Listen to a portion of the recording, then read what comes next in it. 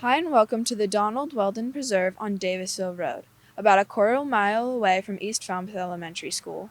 These 11 wooded acres have a path that meanders down to Green Pond and then loops back. The preserve is named for a young man from East Falmouth. People donated money to the 300 Committee Land Trust in his memory. These donations help the town buy and preserve the land. Let's take a walk and see what we can find. First, let's take a look at how to walk here from your school. Take a right out of the school parking lot and walk down the sidewalk until you're directly across from the preserve. When it's safe, cross the street, and here we are. To start up the path, keep to the right side of the parking area. And here's our first stop at Poison Ivy. Poison ivy can grow as a low plant, a vine, or a shrub. It can grow tall, and every part of it has oil that can give you a very itchy, bumpy rash. The leaf has 3 leaflets, which have either smooth edges or a couple of teeth, and turn a beautiful yellow and red in the fall. The grayish-white berries, if not eaten by the birds, will help you identify poison ivy in the winter. Norway spruce is a coniferous evergreen tree native to Europe and brought to North America and planted along pathways, like right here, or in large plantations. They are easily identified by their drooping branches and long cones. Look for piles of cone scales and cones that have had most of the scales stripped away, a sign of red squirrels. Bayberries grow as a shrub or small tree here on Cape Cod. It is easily identified by the fragrant leaves. Pick one, rub it, and smell the sweet scent.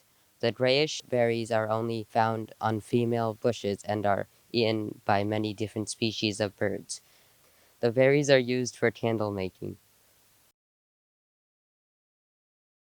Arrowwood grows in a few places along the trail. This shrub got its name because the stems are often perfectly straight and the right width for making arrows. As you continue, look for rectangular white blazes on the trees to make sure you're on the right part of the trail.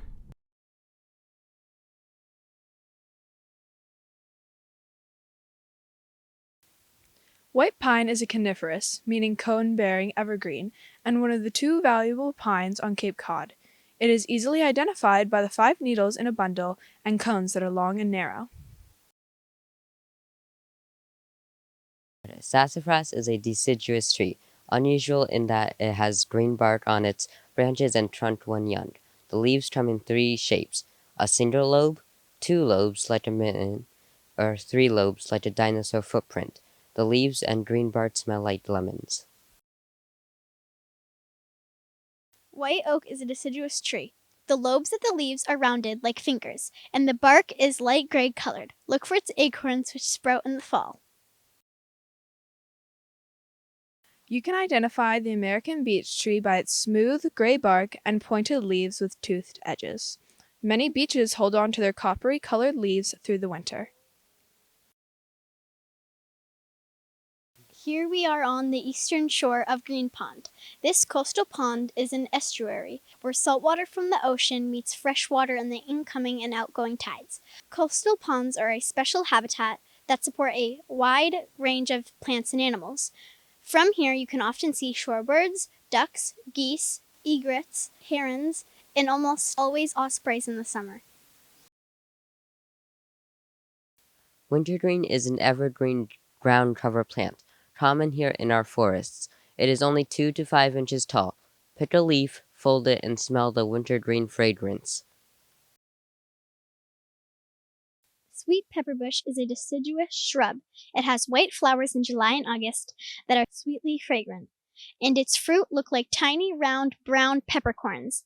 These 2 things give the plant its common name of sweet pepperbush. Lowbush, blueberry, and huckleberry dominate the trailside here and provide valuable food for wildlife and people, if you can pick the berries before birds and animals do. Thanks for joining us at the Donald Whelden Preserve. We hope you'll come for a visit and see this special place for yourself.